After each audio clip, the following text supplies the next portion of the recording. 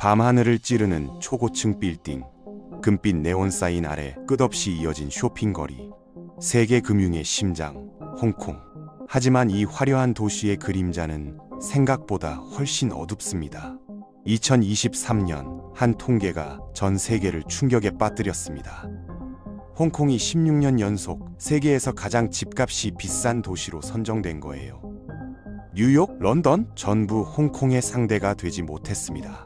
홍콩에서 평범한 직장인이 아파트 하나를 사려면 한 푼도 쓰지 않고 저축해도 23년이 걸린다는 계산이 나왔죠. 23년, 한 사람의 인생이 통째로 들어가는 시간입니다.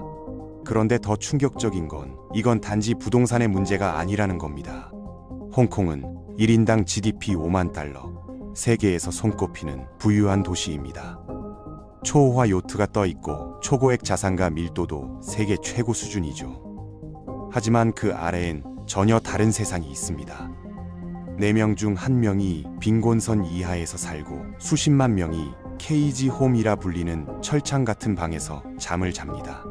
노인들은 거리에서 골판지를 주워 생계를 이어가죠. 어떻게 이런 일이 가능할까요?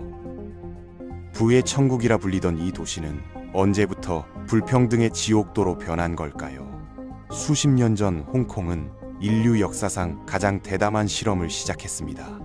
완전한 자본주의, 오직 시장이 모든 걸 결정하는 낙원을 만들겠다는 것이었습니다. 정부 개입은 최소화하고 세금은 낮게, 규제는 거의 없애버렸죠.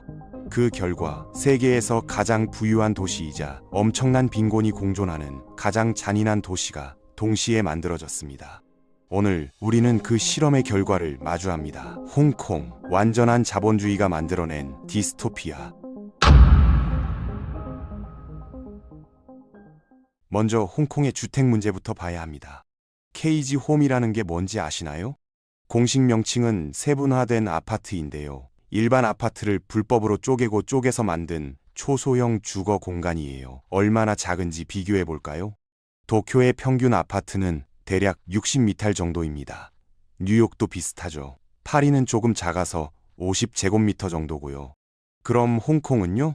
일반 아파트도 이미 40제곱미터로 작은데 케이지 홈은 여기서 더 쪼갠 거거든요. 많은 경우 10제곱미터도 안 돼요. 미국의 표준 주차 공간이 12제곱미터 정도니까 주차 공간보다 작은 곳에서 사람이 사는 거죠. 근데 여기서 의문이 드는 게 홍콩이 땅이 없어서 그런 건 아니라는 겁니다. 실제로 홍콩 전체 토지 중에서 건물이 들어선 곳은 25%밖에 안 돼요. 그 중에서도 주거용으로 개발된 땅은 고작 7%입니다. 나머지는 그냥 비어있거나 공원이거나 개발 금지 구역이죠. 그럼 왜 더 많은 집을 안 짓는 걸까요? 답은 간단합니다. 정부가 의도적으로 공급을 제한하고 있거든요. 왜 그럴까요? 여기서 홍콩의 역사를 잠깐 봐야 해요. 홍콩은 2차 세계대전 이후 영국 식민정부가 지배하던 시기에 급진적인 결정을 내렸습니다. 긍정적 불개입주의라는 원칙을 채택한 거예요. 이게 뭐냐면 가장 순수한 형태의 자본주의를 실현하겠다는 거였죠. 정부 규제는 최소화하고 세금도 낮추고 시장에 모든 걸 맡기는 겁니다. 실제로 홍콩은 20세기 후반까지 관세가 없었어요. 최저임금도 없고 공식 연금 제도도 없고 경쟁법도 없고 사회복지제도도 거의 없었습니다. 세금은 엄청나게 낮았죠. 정부가 재분배하지 않고 돈이 전부 민간 부문 손에 머무는 거예요. 근데 문제가 하나 있었습니다. 세금이 없으면 정부는 어떻게 돈을 벌까요? 영국 식민정부는 해답을 찾았어요. 땅이죠. 홍콩이 식민지였기 때문에 모든 토지는 정부 소유였거든요. 정부는 이 땅을 부동산 개발업체에 팔지 않고 임대했습니다. 여기서 함정이 생긴 거예요. 토지 임대료가 정부의 주요 수입원이 되면서 정부는 이 임대료를 비싸게 유지해야 했습니다. 어떻게요? 공급을 제한하는 거죠. 땅을 적게 내놓으면 희소성이 생기고 가격이 올라가니까요.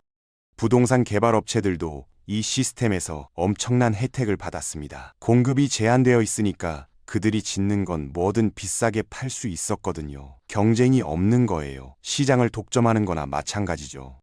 결과는요, 일반 시민들에게는 재앙이었습니다. 집이 턱없이 부족하고 가격은 천정부지로 오르고 임대료는 소득의 절반 이상을 차지하게 됐어요. 2020년 기준으로 홍콩 인구의 23%, 약 160만 명이 빈곤선 이하에서 살고 있었습니다. 65세 이상 노인 중에서는 40% 이상이 빈곤선 아래였죠.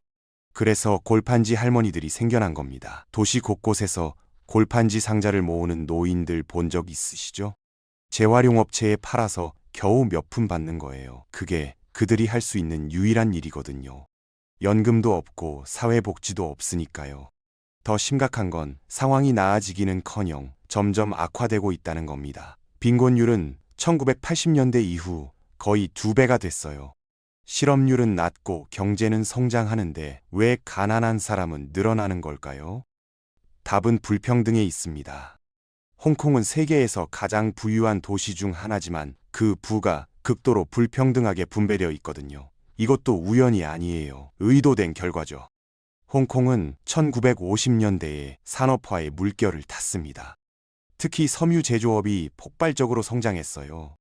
낮은 세금 덕분에 수출이 쉬웠고 중국에서 넘어온 수백만 명의 이민자들이 저렴한 노동력을 제공했죠. 공장들은 사람이 필요했고 이민자들은 일자리가 필요했고 결과적으로 홍콩은 돈을 벌었습니다.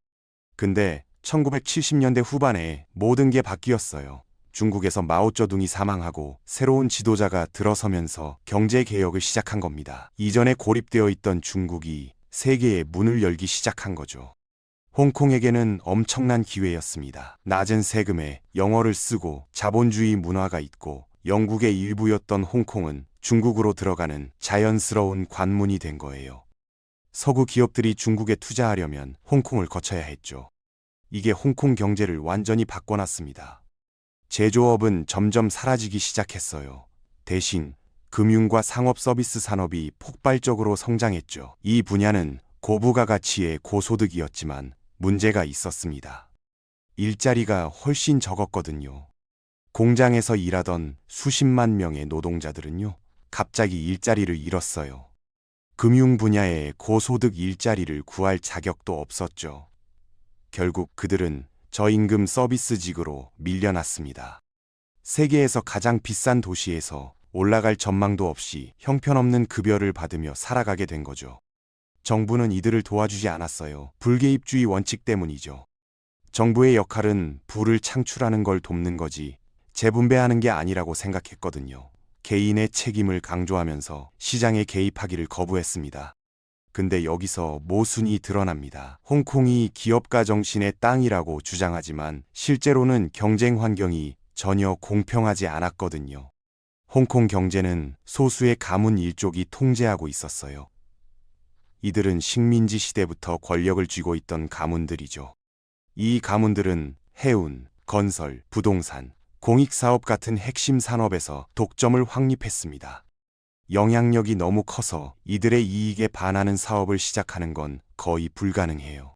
그러니까 공식적으로는 자유시장이라고 하지만 실제로는 몇몇 가문이 모든 걸 장악하고 있는 거죠. 일반 사람들이 사업을 시작할 기회는요, 겉보기처럼 쉽지 않았습니다. 시장은 이미 나눠져 있었고 진입 장벽은 엄청나게 높았어요. 그러니까 불평등은 더 심해질 수밖에 없었죠. 최근에는 상황이 더 악화되고 있습니다. 중국 정부가 일국양제 원칙을 포기하고 홍콩에 대한 통제를 강화하기 시작한 거예요. 홍콩 시민들이 누렸던 자유를 빼앗기 시작했죠. 홍콩이 아시아의 금융 중심지로 가치를 갖는 이유는 자율성 때문이었거든요. 중국과는 다른 법 체계, 언론의 자유, 민주적 제도, 이런 게 외국 투자자들을 끌어들였던 건데 이제 그게 사라지고 있어요. 중국 정부가 통제를 강화하면서 홍콩의 매력은 점점 줄어들고 있습니다. 조만간 홍콩은 그냥 또 다른 중국 도시가 될지도 모르죠. 고층 빌딩은 남아있겠지만 KG 홈과 골판지 할머니들도 함께 남아있을 겁니다. 개인적으로 홍콩의 이야기를 보면서 생각하게 되는 건 순수한 자본주의 실험이 어떤 결과를 낳는지 보여주는 극단적인 사례라는 거예요. 정부 개입을 최소화하고 시장에 모든 걸 맡기면 효율적인 경제가 만들어질 거라고 생각했죠. 어느 정도는 맞았어요. 홍콩은 엄청난 부를 창출했으니까요. 근데 그 부가 어떻게 분배되는지는 아무도 신경 쓰지 않았습니다. 결과는요? 극소수는 상상할 수 없을 만큼 부유해졌고 다수는 주차 공간만 한 곳에서 살아가게 됐죠. 노인들은 골판지를 주워서 생계를 유지하고요.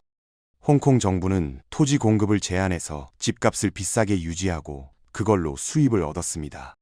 부동산 개발업체들은 독점적 지위를 누리며 돈을 벌었고요. 누가 희생됐을까요? 일반 시민들이죠. 앞으로 홍콩이 어떻게 될지는 불확실합니다. 중국의 통제가 강화되면서 금융 중심지로서의 지위는 흔들리고 있어요. 싱가포르 같은 다른 도시들이 홍콩의 자리를 노리고 있죠. 외국 기업들도 홍콩을 떠나기 시작했고요. 그럼 남는 건 뭘까요? 케이지 홈에서 살아가는 사람들, 골판지를 주우러 다니는 노인들, 그리고 극소수의 엄청난 부자들, 자본주의 실험이 남긴 유산이죠. 홍콩은 화려한 외관 뒤에 숨겨진 깊은 상처들을 치유할 수 있을까요? 아니면 계속해서 극단적인 부와 빈곤이 공존하는 모순적인 도시로 남을 것일까요? 이는 앞으로 홍콩이 어떤 선택을 하느냐에 달려 있습니다. 하지만 분명한 것은 현재의 시스템이 지속 가능하지 않다는 것입니다. 변화가 필요한 시점에 홍콩이 서 있습니다. 오늘은 홍콩의 어두운 면에 대한 이야기였습니다.